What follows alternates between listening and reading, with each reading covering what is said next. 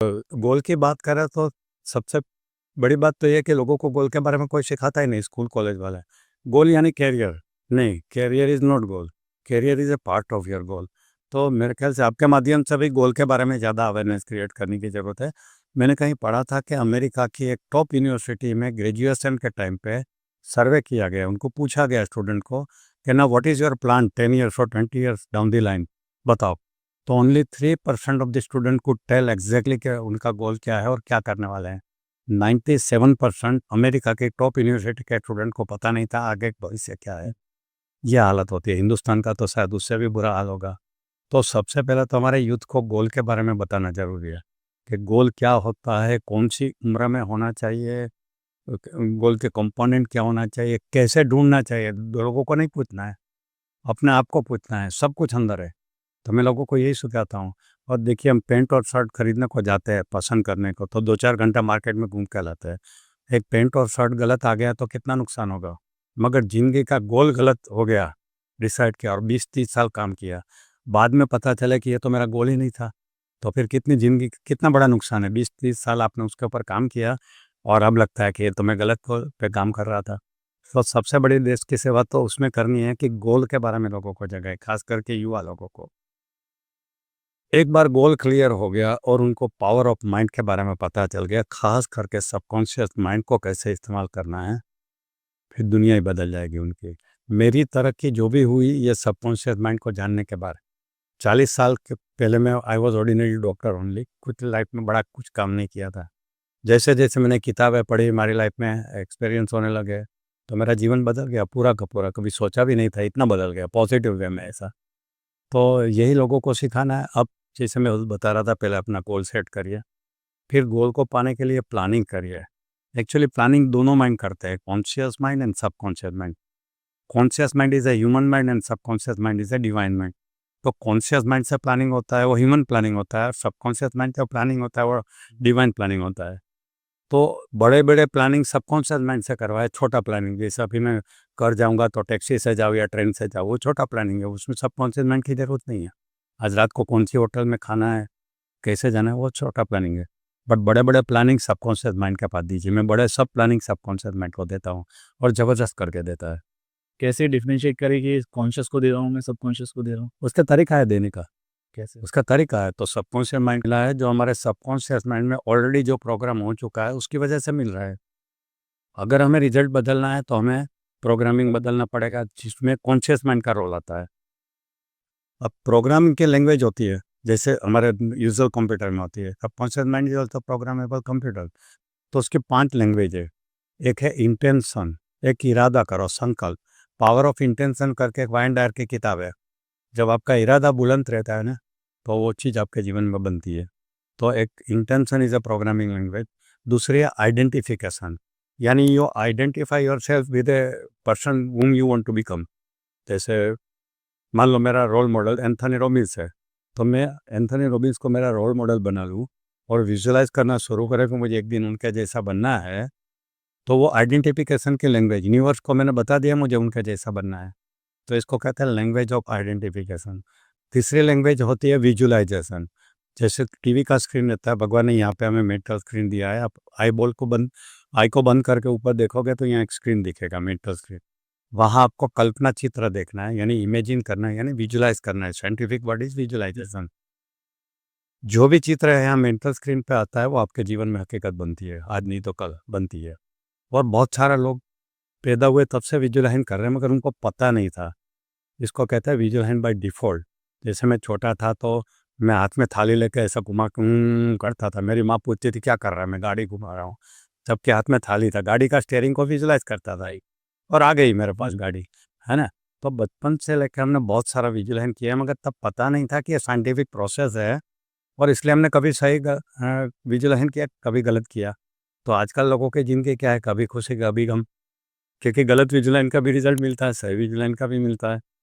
तो अब एक बार आप विजुअलाइज का पावर जान लो, तो आप देखोगे कि उसको साइंटिफिक कर लो। बच्चों को 2 ही चीज़ मैं तो बोलता हूँ सिखाने की ज़रूरत है। एक तो उनको गोल सेटिंग में हेल्प करने की ज़रूरत है, और उनको पावर ऑफ विजुअलाइज सिखा देने की ज़रूरत है। फिर बच्चे को कोई हेल्प करने की ज़रूरत नहीं है, क्योंकि उनको पता है वो कहाँ जाना चाहता है, कब जाना चाहता है, क्यों जाना चाहता है, और विजुअलाइज करना सीखा। तो पूरी कायनात था उसे मिलाने की कोशिश में लग जाती है, जो ओम शांति ओम का डायलॉग है वो, है ना। तो तीसरी लैंग्वेज है विजुअलाइन। मैंने किताब लिखी है एक विजुअलाइन के ऊपर। एक कंपनी है शेख शॉप करके, उसने 5 लाख कॉपी खरीदी है, 5 लाख। ये भी एक वर्ल्ड रिकॉर्ड है कि एक ही ऑथर की, एक ही टाइटल की बुक एक ही आदमी ने 5 लाख खरीदी हो, ये भी एक वर्ल्ड रिकॉर्ड है। प्रेरणा का जन्ना मेरा प्रोग्राम भी उन्होंने 5 लाख खरीदा है साथ में, क्या हुआ? डीवीडी उसकी। तो कहने का मतलब है कि विजुअलाइजेशन के बारे में जितना हिंदुस्तान में लोग जानेंगे, साइंटिफिक, एक होता है विजुअलाइजेशन बाय डिफ़ॉल्ट और दूसरा होता है बाय डिज़ाइन। तो अब हमें बच्चों को ये सिखाना है कि बाय डिज़ाइन, यानी डिसाइड करो क्या विजुअलाइज़ करना है, सिस्टमैटिकली सबकॉन्शियस माइंड के साथ बैठ के बातें करो, कम्युनिकेट करो, उनको आपके सपने दिखाओ, और एक बार उनके पास सपने पहुंच गए, फिर वही आपके लिए प्लानिंग करेगा, डिवाइन प्लानिंग, आपके लिए अपॉर्चुनिटी क्रिएट करेगा, और वो उसके ऊपर आप अपॉर्चुनिटी को पहचान के एक्शन लोगे तो रिजल्ट मिलेगा। तो ये पूरा साइंस है। तो ये एक विजुअलाइजेशन है, वो थर्ड लैंग्वेज है जो प्रोग्रामिंग की है। चौथी लैंग्वेज है एफर्मेशन, जो डेली हम जो भी बोलते हैं, बाहर की दुनिया वाले तो सुनते हैं, हमारे अंदर भी कोई सुनता है, हमारा सबकॉन्शियस माइंड। बाहर वाले भूल जाएंगे, अंदर वाला भूलता नहीं है, हर चीज़ को लिटरली ले लेता है। एफर्मेशन, आपने लुइस है की किताब पढ़ी होगी, you can heal your life, ज़्यादा एफर्मेशन की है। वही आइडिया लेके मैंने मन की प्रार्थना करके बनाई है एक, जो पूरे एफर्मेशन से, जो मैंने यूट्यूब पे फ्री में रखी है, कितने लाख लोगों ने देखी है, वो आधे घंटे की है। तो डेली जो मन की प्रार्थना करता है उनके जीवन में ज़बरदस्त बदलाव आता है, क्योंकि वो डेली एफर्मेशन की भाषा से अपने सबकॉन्शियस माइंड का प्रोग्रामिंग करता है। कोई 3 अफ़र्मेशंस आप बता सकते हो सफल हो, जो लोग सक्सेसफुल होना चाहते हैं? जो जो वर्ल्ड का बेस्ट एफर्मेशन है, जो एमिली कू नाम की साइकोलॉजिस्ट ने वियना ऑस्ट्रिया में डिवाइस किया था, जो आज तक का वर्ल्ड का बेस्ट है। Day by day in every way I am getting better and better. मेरे जीवन के हर क्षेत्र में मेरी प्रगति होती जा रही है। ये सेंटेंस अगर दिन में सुबह स्पेशली उठ के 3 बार बोलोगे, देखो आपके जीवन में जादू हो जाएगा। जो लोग करते हैं उनका सबका रिजल्ट मुझे पता है कि कितना अच्छा होता है। तो ये हो गई हमारी चौथी लैंग्वेज। और पांचवी लैंग्वेज है लैंग्वेज ऑफ फीलिंग। अभी आपको धनवान बनना है, तो आपको फील करना है कि आप ऑलरेडी धनवान बन चुके हैं। ऐसे एटमॉस्फेयर में जाना है जहाँ आपको वो फीलिंग फील होती है। मुझे याद है, ये सब साइंस मालूम नहीं था, मगर मैं छोटा था तो राजकोट में रहता था, और मुझे बम्बई जाने का पहला मौका मिला था जब मैं 15 साल का था। तब मैंने बम्बई की ताज होटल के बारे में बहुत सुना था कि वहाँ फिल्म स्टार आते हैं, बड़े बड़े उद्योगपति आते हैं, हमें तो जाने का चांस ही नहीं मिलता है। तो मुझे बहुत एक्साइटमेंट हुआ, यार मुझे कभी ताज जाना है। तो पहली बार बम्बई गया तो 60 साल पहले, तो मेरे फादर ने 10 रुपीज़ पॉकेट मनी दिया था, मैं मौसी के घर पर रुका था। तो मैं सोचा पहला तो खर्चा मैं ताज में जाके करूँगा। मैं पूरा जान लिया, मैं बोरीवली में रुका था, वहाँ से मैंने 1-2 दिन सब कुछ जाके जान लिया। फर्स्ट विजिट में मैं बोरीवली से ट्रेन लिया, चर्चगेट गया, चर्चगेट से चलते चलते मैं ताज होटल ढूंढते पहुँच गया।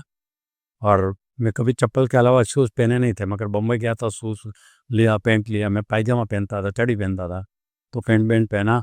फिर वो चौकीदार खड़ा था, थोड़ा हिम्मत करके अंदर गया। अब क्या करूँ पता नहीं, रेस्टोरेंट ढूंढ रहा हूँ, 3-4 रेस्टोरेंट है, कहाँ घुसूँ।